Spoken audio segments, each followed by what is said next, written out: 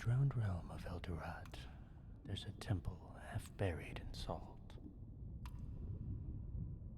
Inside, a statue of a god gasps forever, mouth open, hands clutching its own throat. A god with no name, no followers, and no face. His ribs still rise and fall slowly. Some say he's dreaming. Others say he's praying.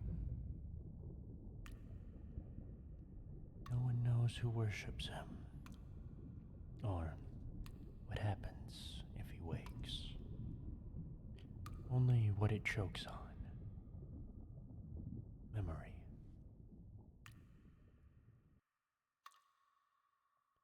Filed under Vault 71, the Gasping God.